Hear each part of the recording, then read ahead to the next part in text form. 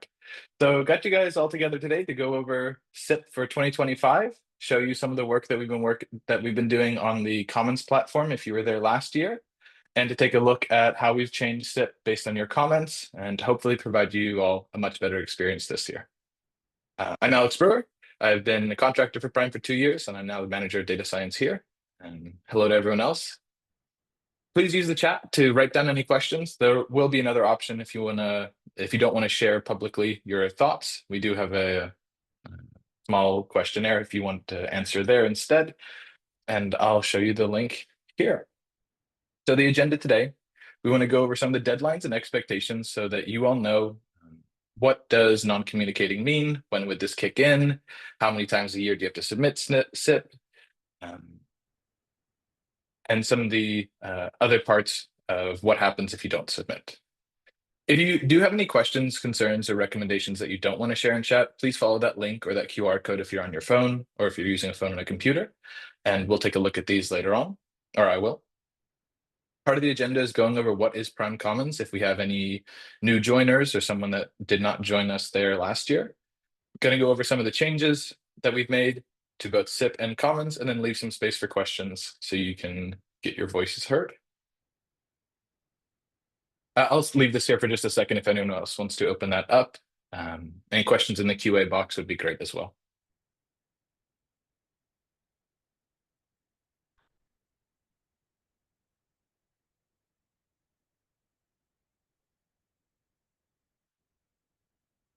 Looking at deadlines and expectations, this year the reporting period will be between the 31st of March at 8 a.m. Eastern Daylight Time, or New York time, to the 30th of September, just a minute before midnight, also on Eastern Daylight Time for New York.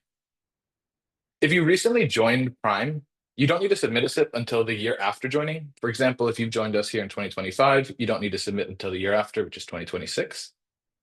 If you fail to submit a SIP within this submission period, you'll be listed as non-communicating. And non-communicating signatories who do not submit a late SIP by the 31st of December for that reporting year will be delisted from Prime. Non-communicating and delisted affect how you are viewed on our website. These are both tags and titles, and they control whether others can find your profile on unprime.org. Non-communicating is just a label saying that, oh, my time's almost up. I really need to submit that report, fulfill my duties. Delisted means we won't be showing you on our website until you submit a SIP report again and change your status. Quickly going over what is PRME Commons. It's a self-reporting database for you, our signatories, to track your progress and evidence on that progress. It's also a repository, so you can see what other members of the community have done and marked as public for you to see. And you can share and exchange internally and institutionally or within the community across the community pages that we have. Think of it as an internet forum. We have threads, Commons, a place for you to start discussions, interact with each other. We also have these profiles, so you can see who someone is if you just see their name or you find that what they've put out there to be interesting. And what it's not a ranking platform for business schools. It's not a social media platform. And it's not a library of resources that we will sell to a data provider or generally put out to the public. We look to you to mark your materials with who that you want them to be shared with, either as private within your institution, within just the Prime community, or public to the community and anyone else that may come across it. Looking at what's new in SIP and in Commons this year, a big thing that we took from the last reporting period was that evidence was too complex. It didn't cover things that you signatories found interesting, and the fields that we had associated with each of these evidence were a bit wordy at times. We tried to capture information that may be secondary to the purpose of it.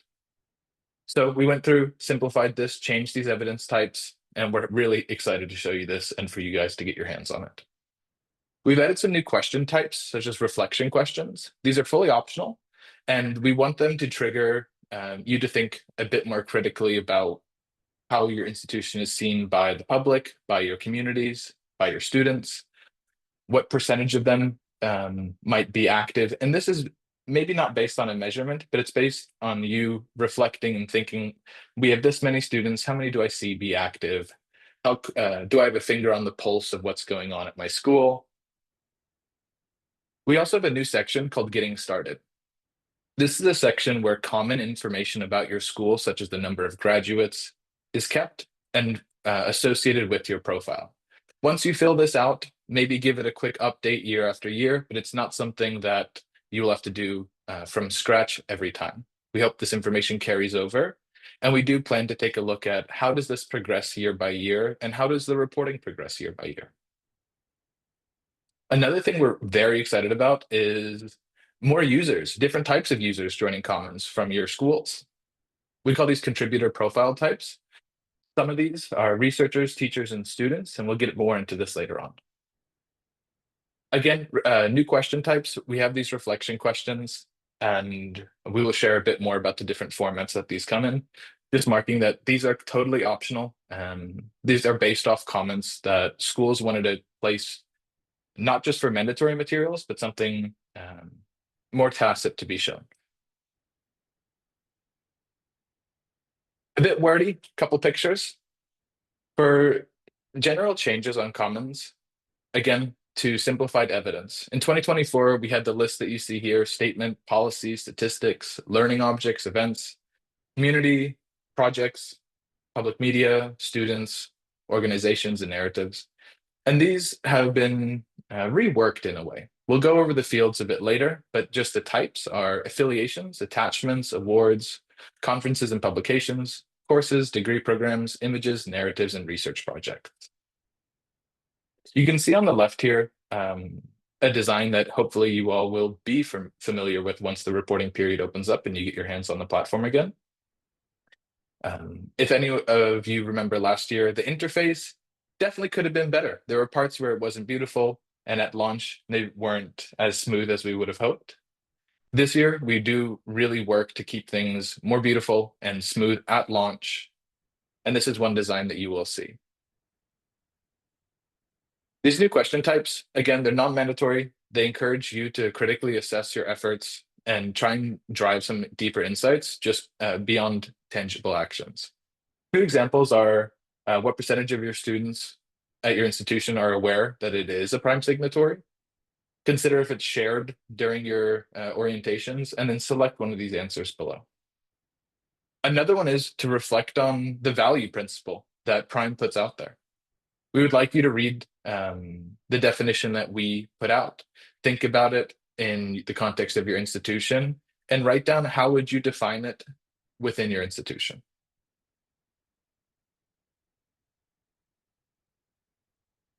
Again, the getting started section, some of this information include number of graduates, degrees offered, number of faculty, and this is something that we'll take a look at over time, not to report to someone else, but to keep a track on if you have more students over time, what is the intensity of responsible management education? Do you also change the number of degrees offered? Are you scaling faculty with the number of students or graduates? For contributor profile types and user groups, again, we have educators, researchers, and students that did not have access to the platform as we had not built a place for them. This year, we have some questions within the SIP, and two examples are listed here. One of them is to invite a student, and the student voices one is optional, and the courses one is mandatory. For student voices, we'd like to hear you invite students at your institution to share a narrative and showcase how RME has influenced their academic journey. And with this, they will have access to the platform. They will be able to look at community. And this goes the same for educators and researchers. A question for educators is that we want them to be invited into Commons and to share information about their courses. We're very excited to present or to show you the new fields that we have for these evidences that we used to call objects. We want to be able to get a clear, structured view of what is being taught, maybe a bit deeper than a course catalog, depending on what you individually show there.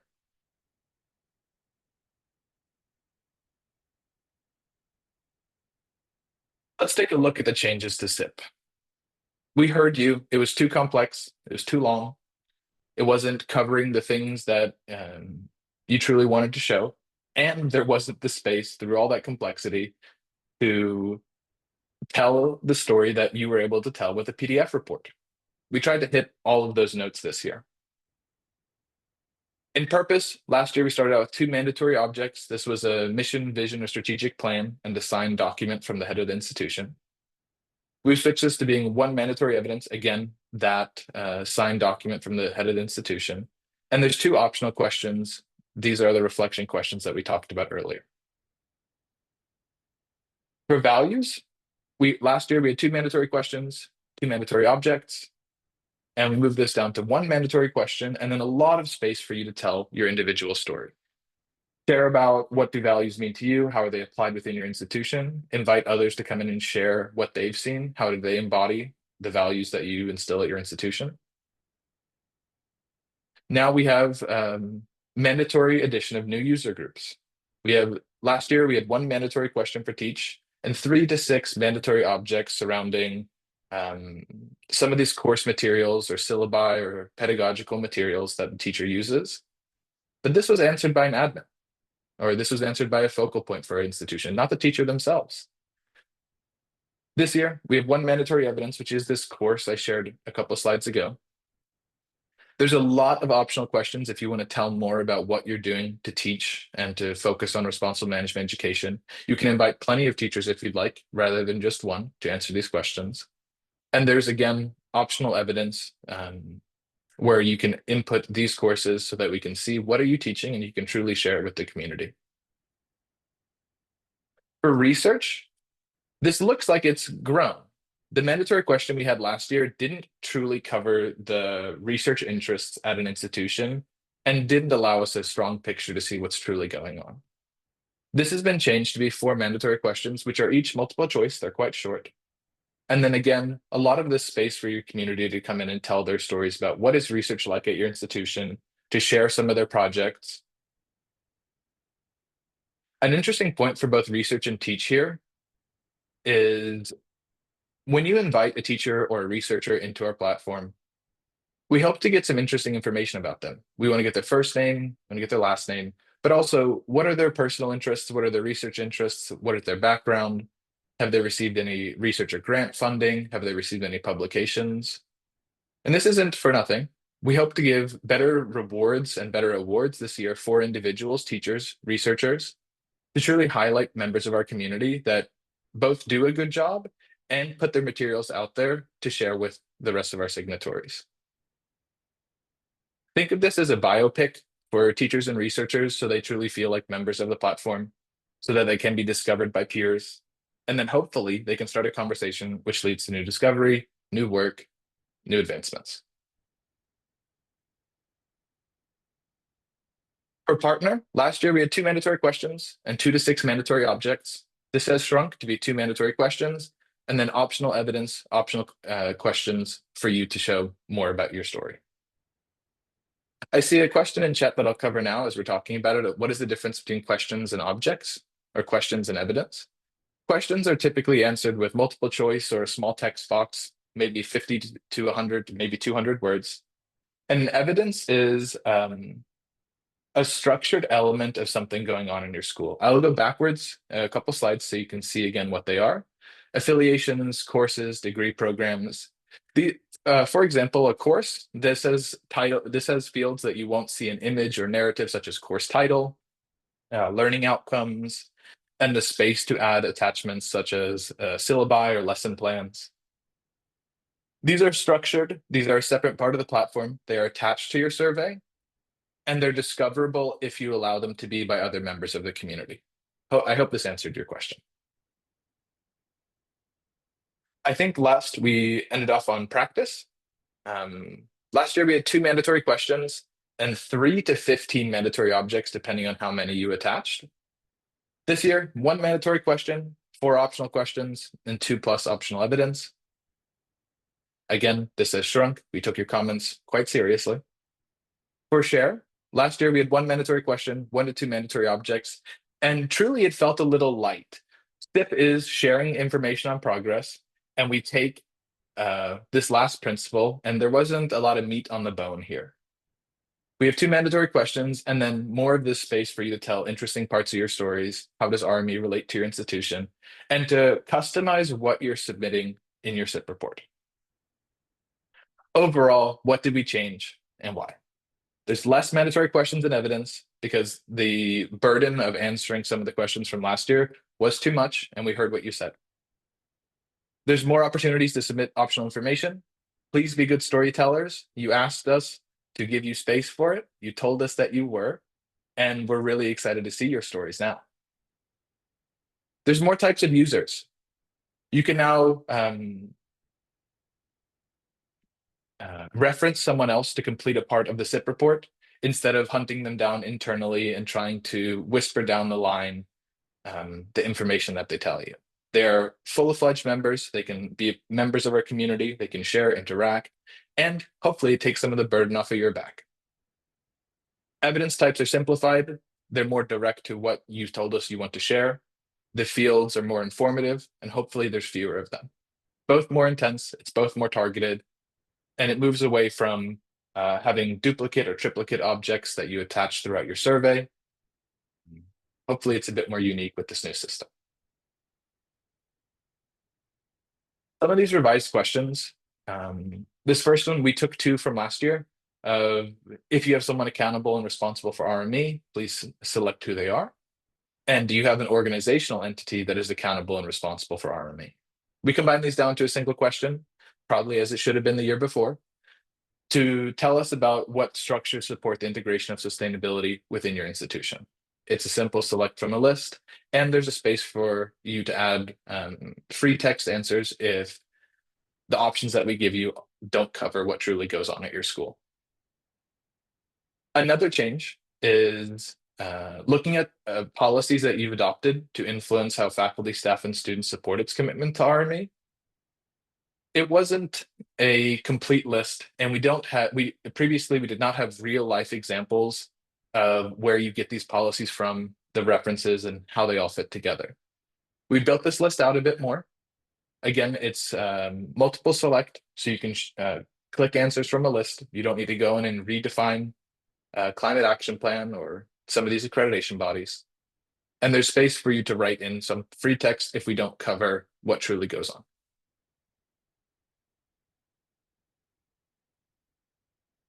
Looking at a bit of what else is coming, things that you've asked us for.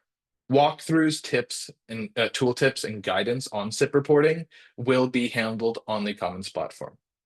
Some of you may have seen the interactive tutorial that we presented last year that was part of this, the platform. This year, we hope to build this out quite a bit more. We want to have an overall tutorial walkthrough so you can learn it before truly being on it. We hope to have these interactive walkthroughs for your teachers, researchers, and students for when they fill out their portions of the SIP report, should you invite them to, so that they don't need to read a ton of documentation. They can quickly get started and see a real life example of how it works. Tooltips for what types of questions exist in the report, how should I be answering these? We have a glossary for each of the evidence types, so you see a good example of something that you might report or submit. Also, additional information of what do each of these fields mean for each of these evidence types. We also have additional communication guidance for when you invite someone to the platform, you invite someone to help fill out SIP. It should be quite clear where they should go, what they should do, and we've attempted to streamline this process as well. Something that we're working very hard on right now is this overhauled report design and creation process. We want to see co-branded reports. We want to see your names, your pictures, your schools on there. We want to add the Prime logo to it so you can share it as you've submitted it to us. We also want this to be a beautiful report. The PDFs that you submitted a few years ago truly are gorgeous. What we gave you last year could have been nicer. This is something that we worked really hard on so that you have a structured, accessible, referenced, and Prime branded report should you if you would like. Again, invitation process has changed. You don't have to go hunting through the platform to find out where to invite people. Directly from the SIP survey, if there's a place that you can add contributors for a question or assign that question to them, you can invite them directly there. Once you have been invited, the process for setting up your account has also been streamlined. I think I mentioned this just a minute ago of some of these key terms for completing the SIP report. We will have an in-platform glossary of this so you can see. And another thing that we work on are these data visualizations. So you can see the output of your report. What does this look like across the world? What does this look like across the world over time? And hopefully finally delivering some of these larger trends back to you in terms of informationals. Let's take this time now. Please ask any questions or clarifications in chat, or if you'd like them private in the Q&A box or on this link sent on screen. I'm going to open this up and take a look at if we've had anything sent to us yet.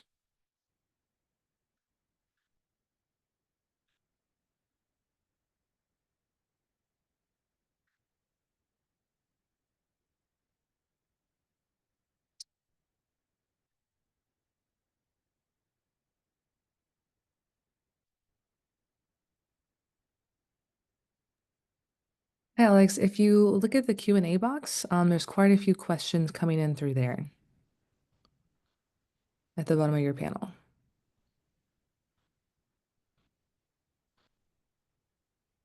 Yes, here we are.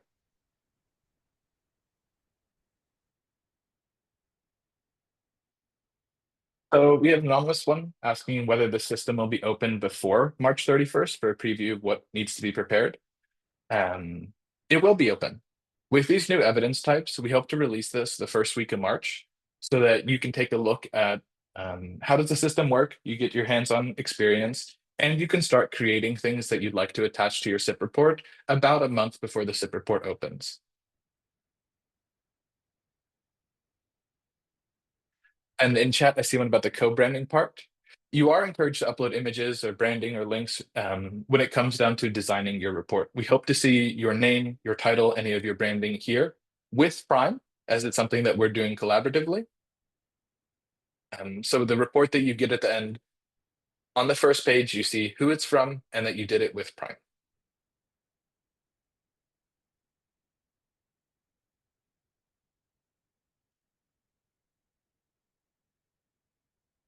I see a question in Q&A. Are the questions in the new version of SIP locked in now? The preview was sent out last year, but the Commons platform open and there have been some changes. We hope, I believe that the questions that we have now are pretty rock solid. What you see in the SIP preview will be what you see on the platform. I don't think that we have any plans to make any changes, and we've gone through quite a due process to make sure we have enough eyes on the questions this year. Another question is, does the platform allow for saving a draft? Absolutely. You don't need to fill out your SIP report all at once. It can be a long process, especially if you want to add this optional information. This is something that you can go through and work on over time. Maybe one day you answer a couple of questions, the next day a few more. Your progress is saved. Your progress is saved for multiple collaborators. If you and a team are working on the SIP report, each of your answers will be there for the next person to see that day, later on, etc. Another one here of, do we plan to implement any kind of email or subscription notification for the discussion forum? Yes, I believe that we have email notifications coming out quite soon if they're not already on the platform, so that if you start a thread, you get comments, they will be answered. If you get comments, you will be notified by email.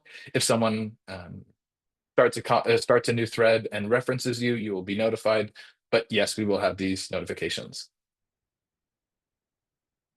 Someone not anonymous this time, Freya Brooks, Todd. It is possible to be an educator and a researcher at the same time. These profiles are extensible. You can have a set of common information that is covered for every type of user, name, email, a photo, but you can add in additional information for being an educator and a researcher at the same time. If we do expand this in the future to have additional profile types, you can be multiple at the same time, and we allow the user to self-identify. If you're a teacher, if you're a researcher, we ask you guys to fill it out.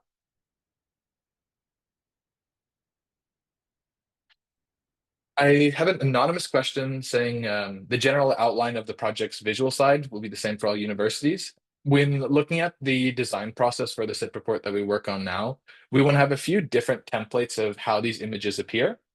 And of course, all the content within the report is what you submit. We're not writing in new things on our end. We don't ask you to duplicate the information, of course not. So there, I think the question is a bit worried about them all seeming to be clones or copies of each other, just with a different name. With the different types of templates for designs and all the different content in them, we hope that this won't be an issue. And we do plan to add additional templates in the future. So I think this year we look to have about 5 or so different ways to present or create your report. And we hope to expand this or make it more flexible moving forward.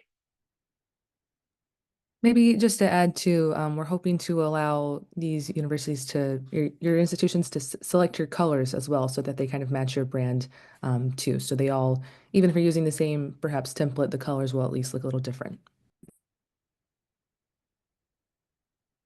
I see a question in chat. Oh, I see it's answered. Thanks, Shane. If you add a website with evidence, will the website be completely visible in the final SIP or just the address? So last year, if you had a PDF or a website, kind of these external links, we would render them and put them within your report.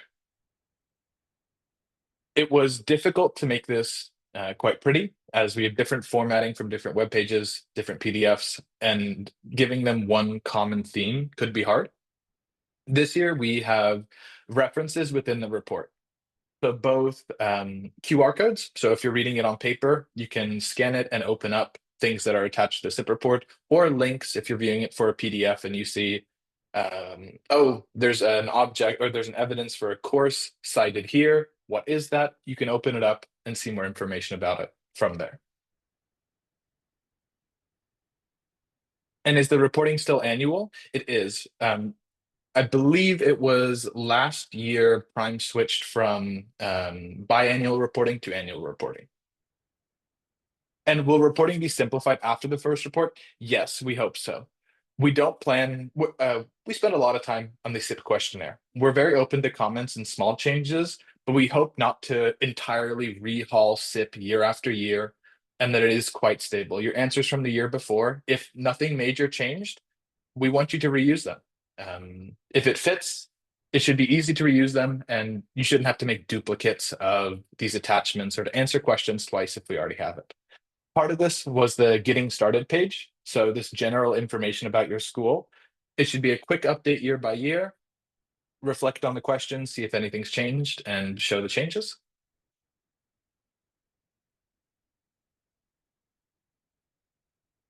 And if we invite teachers or students to collaborate on certain sections, do they only see the questions they've been assigned to? Yes. We have these profile types. So this is kind of how people present themselves in our system. And then we have these roles. People that come in and to answer certain questions on SIP, but maybe not the entire thing, they are delimited this way. They can't see the entire report. They don't have admin access to your organization. They can see the questions that you've invited them to answer, and that's about it. You can also invite these higher level collaborators, and you can give them access to the entire SIP report. They would have the same permissions as you to answer questions. Can everyone see other schools reporting? SIP previously was an entirely public process with the report. Now we've added some filters for things that you attach and for the report itself for who you want to share it with. Individual elements of the report can be shared either privately, just for your organization. We don't even show this to the Prime community. You can share it with the Prime community, or you can share it publicly. For those that did not use the reporting system last year or Commons last year, you can create multiple reports. Maybe you have one that's the entire content of what you've submitted, and you want to keep this internal or just for the Prime community. Feel free to generate that. It's allowed. If you'd like to have an abridged or shorter version that you make public, that's also possible. Will 2025 optional questions become mandatory questions? We don't think so. We plan to keep these optional. These are really additional space for you to tell your story. I can't make a promise that maybe we think that one of these optional questions really should be mandatory. We'd love the answers from the year before, but we don't plan on making the majority of them mandatory. Really, these are optional, and we want to keep them as optional. I love this next question. Amy Brown, will these updates avoid the repetitive evidence? I know exactly what you mean. And yes, We hope that the new design of SIP, the new evidences, does avoid you having to attach the same document like a strategic plan for multiple evidence points. We have a question about the length of the report. We have minimums for certain questions. You need to have one answer, one evidence, and there's not a strong reward just on quantity. We do value both quantity and quality. Attaching 100 evidences that are all a bit light to one question um, won't make a more beautiful report than less of a higher quantity. There's not a hard limit on how many things you can attach, but please be reasonable and put your best foot forward and know that quantity by itself is not awarded or looked upon higher.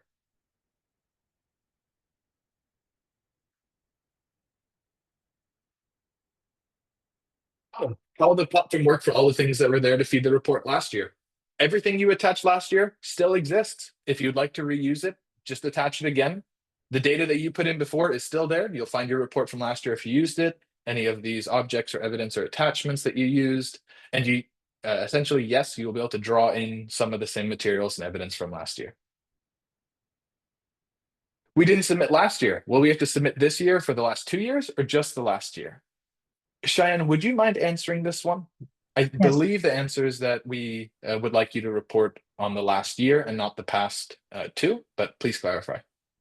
Yeah, that's a good question. Historically, it's been that you would cover the previous 2 years, but since we're going to be doing this on an annual basis, moving forward, your report should cover the previous calendar year. So I would say we're only requiring you to recover 2024, that calendar year, with your 2025 report. But of course, that kind of leaves a gap. And always keep in mind that these reports are really for you to track your own journey. So I would encourage you to cover the previous 2 years in this report, just so that you kind of have that institutional information. But yeah, I think we're only requiring it to cover 2024. And this is a good question, and we'll think on this too, because you're not going to be the only person to have that question.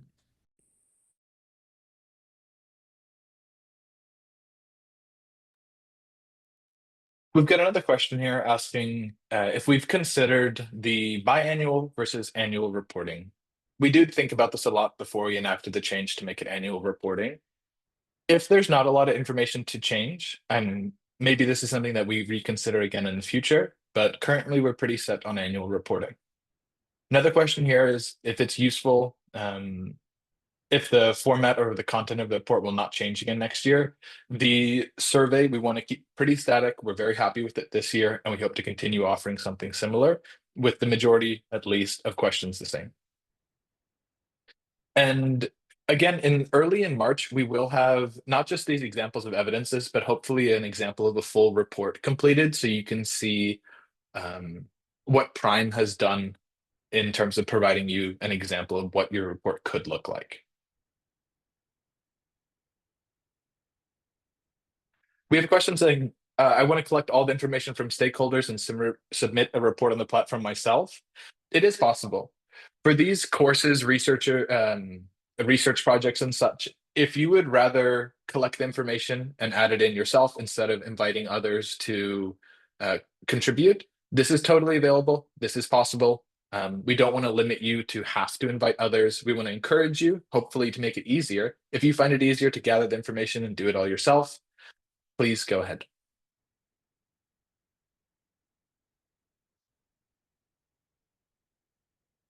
Are there tutorials on how to use the platform correctly when creating the report? Yes, there are tutorials. There's interactive guidance. There's pop-up information along the way so you know you're on the right path. And we will have examples so you can see some of the software expectations that we've set. Yeah, and just to add, I'm going to link in the chat our walkthrough tutorial. This has not been updated for the changes that we've discussed today, but it, of course, will be ahead of the launch. But I just want to link it in there so that you kind of know what to expect with a walkthrough. And I'm also going to link the SIP readiness webpage, which is on our website, and that's where we're going to be posting all of the things regarded to getting you ready for SIP. So whether it's this updated tutorial, whether it's more webinars, I've been seeing some requests for a walkthrough. So Alex, let's plan on doing a walkthrough of the platform that first week in April. And we'll be keeping all of that, the recording of this one, all of that will be on that webpage. So I highly encourage you to bookmark it or to visit it often. But just to say, I'll put that in here as well. I see a question about privacy and GDPR. Um, so private information is kept private for your institution. The platform is provided by Prime, and with this, we do have access to look at some of the information that you've submitted in the report that you might keep private in other ways, i.e., it's not in the public-facing PDF that you send out to stakeholders. It's not discoverable by the public or by the Prime community, but you submitted it in the report to Prime. Prime would be able to see this then.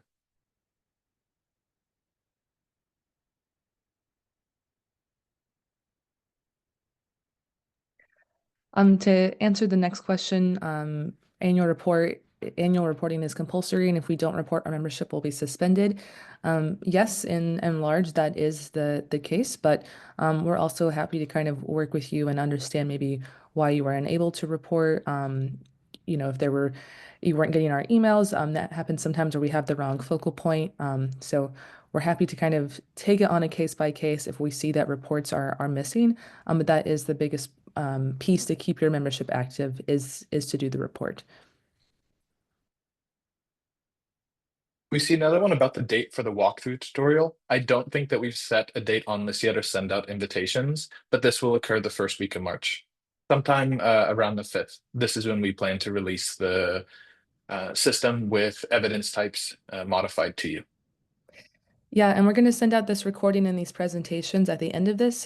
So Alex, maybe today we can set a date for the walkthrough in early March because the evidence editing will be available before the report goes live, and then in April we'll also do a walkthrough. So we'll send out those dates in the follow-up as well today. I have a question saying can we request and delete our previous reports or hide them from public view? You can delete them or hide them yourselves. You can also request us to do it.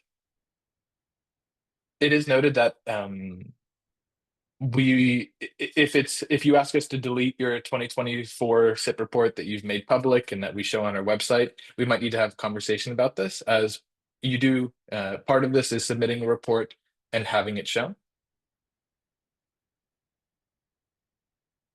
About deleting your accounts, this is possible. You can delete things that you've added to your report if you no longer need them. You can delete your accounts, and data deletion is fully processed within 30 days. You'll be out of our system. If you would like to, but this also can set back your progress if you plan to delete your account before filling out SIP. Maybe fill out SIP first, wait a bit, and then delete your account if you'd like to stay a member of Prime. Yeah, and maybe just to add, we highly encourage you to hide your report rather than deleting it, especially if you want to continue as a member of Prime. It's just good to kind of have that historical data, but we could definitely hide it. We showed an example of percentage of of students aware of Prime. Does this apply to the business school or the entire university? It depends on where you're reporting from. If you're reporting for the business school, please show us the percentage of students that are aware of Prime for the business school. If you're reporting for the university, please report the percentage for the university. Can we archive old evidence so that it is easier to sift through? As of today, we don't have an archival process. We do have flags to show that these are from the previous year, that these are from a previous type of evidence. And this year, we do plan to look at both archival and drafting. So you can request edits for parts of your report, request edits for things that live in your repository of objects or evidence. But today, we don't have an archival process, but we are working on filtering and discovery of objects so that it is clearer for you. Yeah, and we'll have a number of filters too, so you can easily sift through the evidence as well.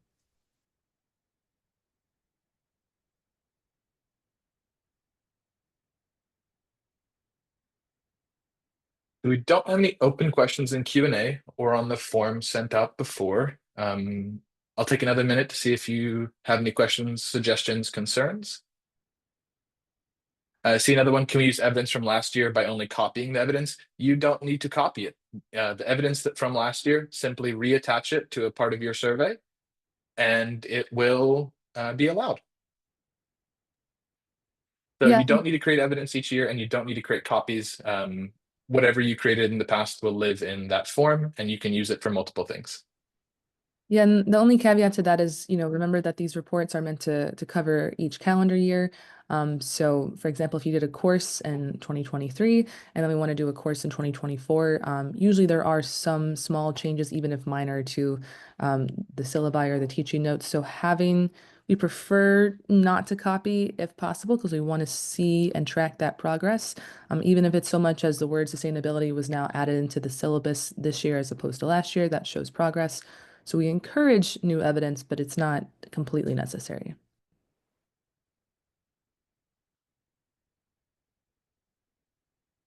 I have a question asking if the business school is one of the schools within the university, how should we proceed? Should we report on behalf of the university, or is it more relevant to report on behalf of the business school? I would say report on the behalf of whoever is the signatory for Prime. If the business school is the signatory, to the business school. If it's the university is the signatory, to the university. There are probably some cases where the university had to sign up, but truly it's the business school that's the active member as part of Prime. In that case, if there's some extra cause or concern, please go ahead and report for the one that you are more closely related to.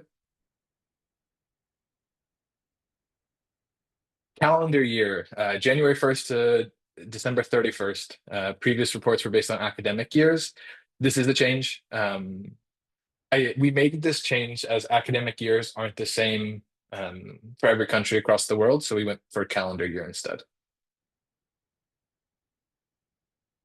And for following years, is it planned to have the submission deadline end of June or end of September?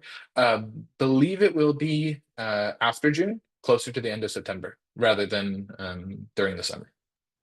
Yeah, we haven't finalized this. The idea of end of June was to align with the UN Global Compact's reporting period. But we're also aware that universities operate on a different kind of schedule than corporations. So it hasn't been officially decided, and we will, of course, let everyone know as soon as we do decide that.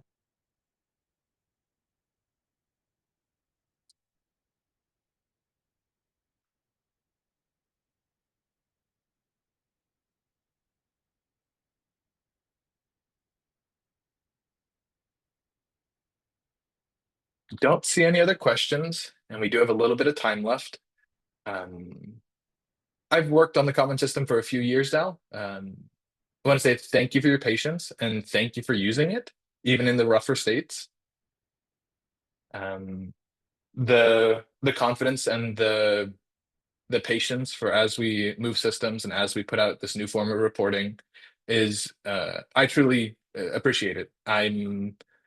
Uh, I'm a bit behind this system, and seeing that, seeing the patience, but also seeing the drive for having something that's better is great to see. If you have any comments about the system as you use it, questions along the line, please do not hesitate to reach out to us. Let us know. We do appreciate them. It's how we know what to improve. We like taking it directly from your word. And another question's about the SIP awards. Cheyenne, would you like to answer this? Yeah, sure. So we will be doing the SIP Awards this year at the 2025 Prime Global Forum. And we'll be recognizing various reports, but we will restart them. Again, they will look a little bit different on what we're going to be recognizing as far as, a quality SIP report. We're still kind of determining that and taking a look at what we receive, but mostly looking for transparency. I know someone had asked about should we what's the point of answering the optional questions? Reports that answer a lot of those optional questions are definitely going to be more qualified for a SIP award. Reports that are submitted within the reporting period are eligible. So we will have them each year, but we'll give more of a definition as to what defines an award moving forward. I see a comment. I just want to make sure that you feel heard. Offering a choice to report for academic year rather than calendar year could be useful, as this is when data tends to be collected. we'll absolutely write this down and continue with this thought to see if we can find a solution that fits for both.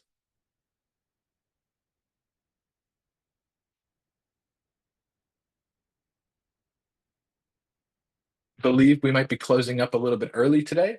We have another one of these webinars at 6 p.m. Eastern Time, New York time, later on today if you want to hear more of my voice. Otherwise, please come back first week of March so we can give you a live walkthrough of the platform and show you more physically some of the changes that we've made. Thank you all for taking the time to be here, to get informed. And thanks to our community. Again, the patience for truly working on the system and seeing grace from you all. I really appreciate it. You make my life better and you make the work more fun. Thanks, everyone.